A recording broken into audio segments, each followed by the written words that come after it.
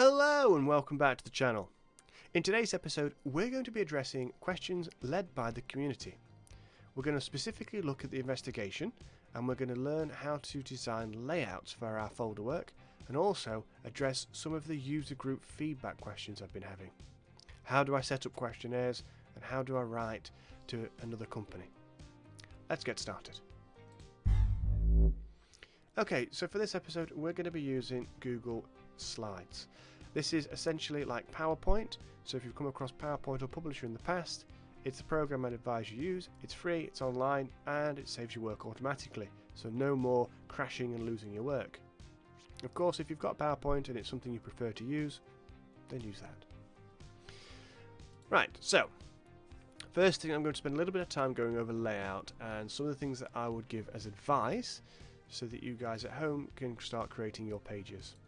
Okay, so here we have a generic page and we've got a little title, we've got our name at the bottom, a space for the conclusion, and we've got some information.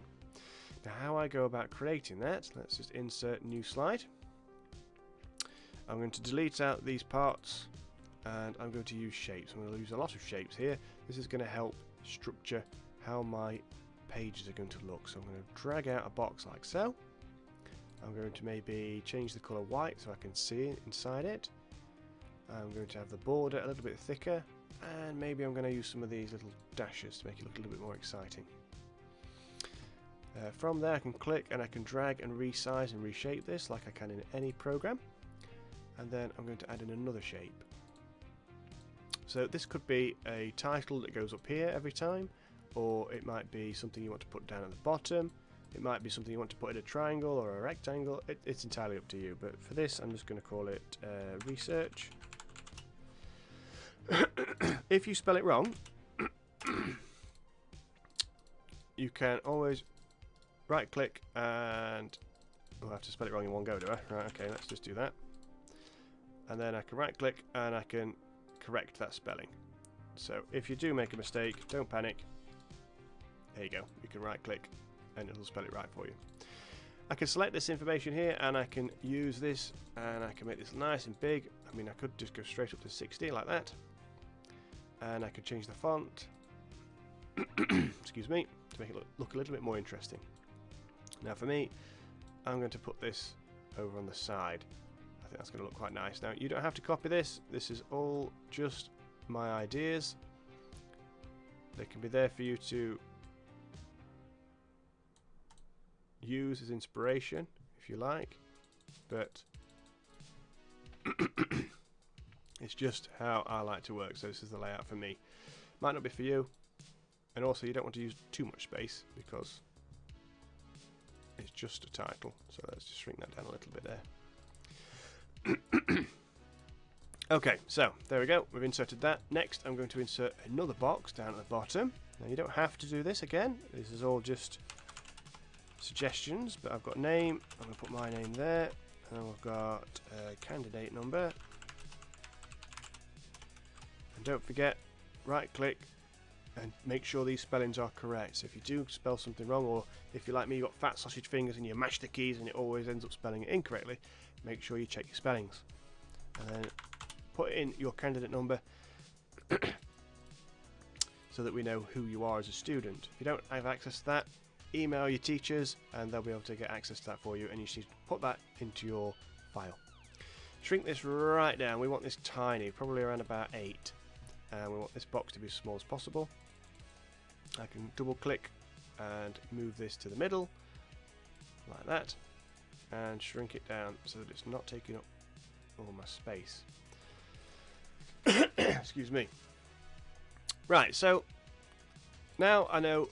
Every time I look at that page, I know it's mine. I've got my title there. I could page number it if I wanted to, but I'd probably advise against page numbering. Just because if you add something later on, you go, oh, actually, I want to add some more investigation here, or I've got another development page to put in. You've got to then rechange all your numbers again. So I would leave numbers out, but it's entirely up to you. If you want to number it, number it. Now that's pretty much where I want to start off with. Now I've got a couple more tips for you just to show you what I would do here, and a different section like that, conclusion, and I would make sure that my font size is no bigger than 12, and ideally probably around about 10. If it's any bigger than that, you're going to be wasting space. Now remember, your folders are limited to 20 to 30 slides, and if you started typing with these huge letters, then you're going to run out of room pretty quickly. So I would aim for no bigger than 12, 14 for subtitles. Now I want that to be on the left hand side. I also want it to be at the top, and I'm also going to set myself up here because I'm going to go and underline this, and then below I'm going to say, from this page I have found that. You see those sausage fingers got in the way again. There we go. And then I can put a little space like that. Now if that's at the end of each page and it's duplicated, then I'll always remember to write a conclusion. I've also given myself a nice sentence starter to kick off, which is going to speed up time later on. I can do the same thing again, Control-C, Control-V. Now if you don't know what that is, if I right click, I can copy, which is Control-C, and I can paste, which is Control-V. So I'm using hotkeys. It makes work a lot quicker, and you'll see me do that in a little bit. Introduction rather.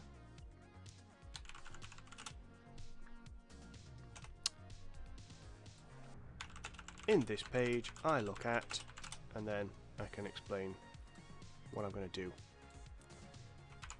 like that.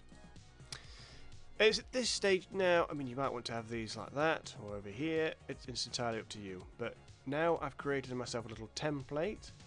I would probably advise one last thing, and that's another shape for text boxes. So if you're going to add a block of text, I might set this up ready, and then I might just put text or something in there, like that, and then resize that to 10 ready. I also will send it to the top, and I'll have it left to right, so that if I'm adding in a block of text, then I can just click on that, start writing what I want to write, and it's there ready to go. Okay, so from here I've just dragged that down. I'm going to right click and I'm going to go duplicate slide, and I've got 2 of those slides now. I can do the same again, right click, duplicate slide. All I have to do now is go into here and go Usergroup. Oops, got a capital letter on there. I can go into the next one and type in products. Oops, I've got capital letters on. There we go. Product analysis. Oops. There we go. And then there we go. So I can just go along to my page, and then when I want to add something to it, I can just drop in and start adding. Right, so 8 minutes in, there we go. That's how I would lay out some of the work. You can see here I've already started one, and I'm looking at different, this is for timbers really, so staining, I've highlighted that, I've talked about my research, what I've found. I've even found an image in there as well. I've done the same thing with varnish. I've highlighted what the key word is, and then I've explained my point. So I might use varnishes for this, I might use varnishes for that. One way in which you can make your work look more presentable, although it's not essential, is adding in little arrows. If you want to direct people's attention to the work, you can do so by adding little arrows and colour coding them. So if you say, well, I want the viewer to look at this, then I want you to look at this next, then I want you to look at that, then you can direct their view by using these arrows like so. And you can resize and reshape all these arrows to do different, thinner or thicker, depending on what you like the look of. Okay, so let's add an image. So we come up here to insert image. We can insert from our computers if we've already got images that we want to show, or we can search the web. Now what's good about the Google Slides is it accesses Google Images. So if I type in varnish, it gives me loads of yummy pictures of varnish to add in. So I click at insert, and it'll throw in this giant photograph that I can just resize with this little blue box on the side and add that in. And I like to overlap my work just to show that that's part of this. Let's make that a solid line again, like that. Okay, so there you go. Now images, you can see, are really small. They're not that important for this. What's important is what you're saying about it. Right, let's move on. Client user group. So when we're sending out letters of primary research, we should be emailing and writing letters to people that will be using the product, i.e. our client. That's massively important because that's the basis for all of our designs. So here is an example of one I've done for my little sanitizer project. Now you would do one that's designed around your theme, but the first things are, well, of course we need to know who it is. So it might be that you're asking someone at home, and you might be asking them how old they are, what their jobs are. So it might be that he works for the NHS as a doctor, and then ask the question, so how has your job changed in the past X amount of years? So you could say, well, in the past 5 years, it could be the last 3 months, it could be however long you want it to be. And then they're going to give you some answers. So all I would suggest there is maybe answer it in a different colour, maybe, but you could just, whatever they answer, you just type it back. You could do this for everybody in your household if it's for that age range. If you've got brothers or sisters that frequently visit cinema, for example, then you can ask them. Maybe mum and dad like to go to the seaside and they like to protect wildlife. Ask them their opinions. Maybe you'll be able to send emails or phone calls to your outside family in this current climate and ask them their opinions. It wouldn't hurt to have the more the merrier. However, if you've got a specific area, so let's say for example I was doing hand sanitizer, it's not much good me asking my grandma who doesn't work for the NHS, because they're not really going to have an opinion on it. Whereas if I'm asking my dad, who's a doctor, then he'll be able to answer specifically what I need. So, how has it changed? Well, coronavirus is da da da da da. And then their response.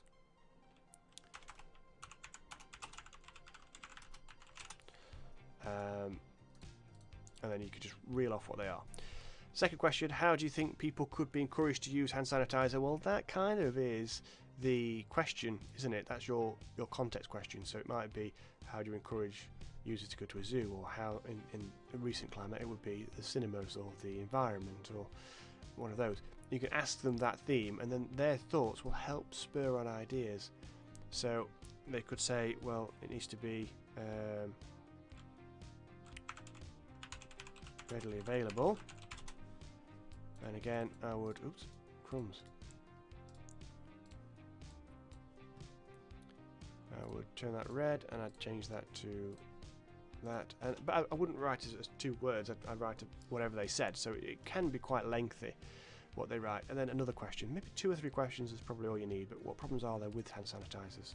What problems are there with encouraging people to the cinema? What problems are there at the ocean at the moment? And their response will really empower your research. Then you can conclude it. So from the research I found out that the doctors at the NHS are finding that the changes in the amount of the job has massively had an impact because of blah blah blah blah blah. But you can only rely on that information once you get that feedback. Now I know some of you might be thinking, but I don't know anybody who works at a cinema, or I don't know anyone who works in wildlife. Well, then you'd need to contact them through an email. And I'll show you a way of doing that. So if we head over to this website over here, I've gone to the Cineworld group, and here we go. So I'm on the cinema website page now, and somewhere on this page you'll find a contact us. So if I go over to here to contacts, then here we go, customer services. There's a website I can go to get in touch. If I click on that, it'll find me over to this page. From this page now I have access to their email account. I can compose an email to unlimited@cineworld, and I can ask them those questions. Dear sir, madam, I'm doing my GCSE in design technology. Here's my theme. Please could you answer these questions? Question 1, question 2, question 3, question 4. They'll respond. If they don't respond, that's okay. You can screenshot your email by hitting the appropriate keys on your keyboard. If you're not sure what they would be, it's difficult for me to say because every keyboard is different, but you would send a screenshot or use the snipping tool and paste that into your investigation. If we go to another one like Odeon, we can scroll down, and if I go back to the Odeon website, so here we are. It's quite difficult to navigate some of these because they don't really have too much information on there, but again you can go around and find out different information that already exists, so when it's reopening, things like that, and this could also be part of your research as well. But somewhere on their webpage they'll have a contact us. All you've got to do is head over to the contact us, and there you go. Now lastly, product analysis. Now here I have a selection of products that I've got open, and I've got costs here, I've got the size here, and I've got feedback from reviews. Now you might be thinking, well, that was a quick jump, so what do you mean? So part of your investigation, a product analysis is a very powerful way of analysing existing products. So your product that you create is probably not going to be brand spanking new. It's probably just going to be an evolution of something that already exists to make it better. So here I have found 4 existing products on the market. I've got a hand sanitizer that's displayed from the ground, so I can just go up and I can use it straight away. I've got a nice pump action one that's quite good to dispense, and it looks like it holds more liquid. I've got the standard hand sanitizer with a little pop lid with a little bit that squeezes out, and I've got this one here with an open lid, but it's got this nice ergonomic grip around it. And all I've done here is I've inserted my introduction, and I've changed the colour. I've got cost, feature, how it works, and size. I'm sure you could add extra features there if you wanted to talk about extra parts, but for me, tell me how much it costs, if it's got a cost. Tell me the features, so this one's freestanding, this one's got an ergonomic grip. I can then say how it works. Well, the person would go up to it, push the front, the soap would come out, and there's a tray to catch the soap at the bottom. Equally, there is a large base at the bottom to make sure it's stable and doesn't fall over. There's also a sign to direct people's attention. So that would fill out quite a bit of information here. Size-wise, it appears to be, I mean I haven't got the dimensions, but it appears to be around about 3 or 4 feet high, or high enough so that I can walk up to it and squeeze it and work from there. This one you can see I've already been filling out, so I've found the costs from this web page. So there's the costs. I've said it's got a push lid that only shows a small opening for the liquid to come out. This is an advantage that it controls how much is going to be on each hand. How it works, the continuous squeeze to release liquid, and I could expand that and explain that it's got a label on the front to advertise who the brand is and how much to use and what's in it. And the size is 50 millilitres. I've also put it could probably fit in someone's pocket. Their advantages.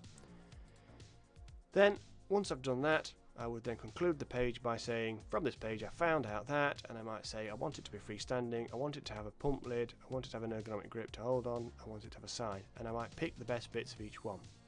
Then I can start saying, well, from a specification point of view, which is going to be our next video, or one of the videos I've already got going actually, we can go, right, so the product must be freestanding, it's got to be this amount of height. So there's 2 specification points born out of the product analysis.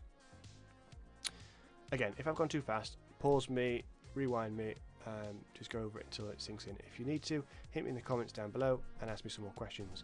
Now this might be really ugly to some of you. You might think, oh, the layout's awful, Mr. David, that's rubbish. So just move it around. Get it into a position that you like it. The conclusion doesn't have to be there, I suppose. It can be moved somewhere else. But again, you're in charge. Now, it might be that you want to squeeze that up and then pull it over like that. You might want to have these on top of each other like this and do it that way. I mean, it's entirely up to you. You choose how you want to lay your work out. Some people like them like this. I would say though, if I was going to do that, I'd probably delete those out of the way, and then I just, I'll just copy and paste that over, just so I can work the layout. So you see how I told you about using those hotkeys? It just means that I can get the layout of my work done pretty quickly. Now all I've done is actually only answered one of these, and I'm going to have to rewrite the rest, but it already shows me quite quickly what it's going to look like when it's finished, so that's quite nice. And then my conclusion is probably going to go over here like that, and I might want to change that little angle like that. So there you go. So again, there are different ways in which you can lay out your work. There's fantastic versions of these that you can do. They don't have to be like that. I mean, like I said before, we can rotate these around, kind of at an angle, I suppose, if we wanted to. They could be at the bottom like this, and this could be a section over here. You can have this cutaway, which is quite nice. Graphically looks quite appealing. you could have a solid line for that. It doesn't have to be quite so thick. You could even, if you wanted to, add a splash of colour to it. Not like that though. Oh no, don't do that. Don't put the background as red. But you can add little features like this. You could even bleed over the ends like that. That gives you a bit more room to put more work, which is always a positive. So there you go. There's a few different options you've got to start setting up your work, and you can have that white like that. There we go. Okay. So I hope that's helped. I'll head back over here. I'll present that, and then I'll go back to the home screen to finish off with. Right. So what have we found out? So in today's episode, we've looked at how we can formulate and structure the layout of our pages. This can be applied to something done on Google Slides or PowerPoint or Publisher, or even it can be drafted up on paper. You could use images downloaded from the internet, or you can find images from magazines and cut them out and stick them in if you haven't got, or you find it difficult to access the internet. Remember that when you're doing your investigation, it needs to be your own work. You must never show any of your slides to any of your friends.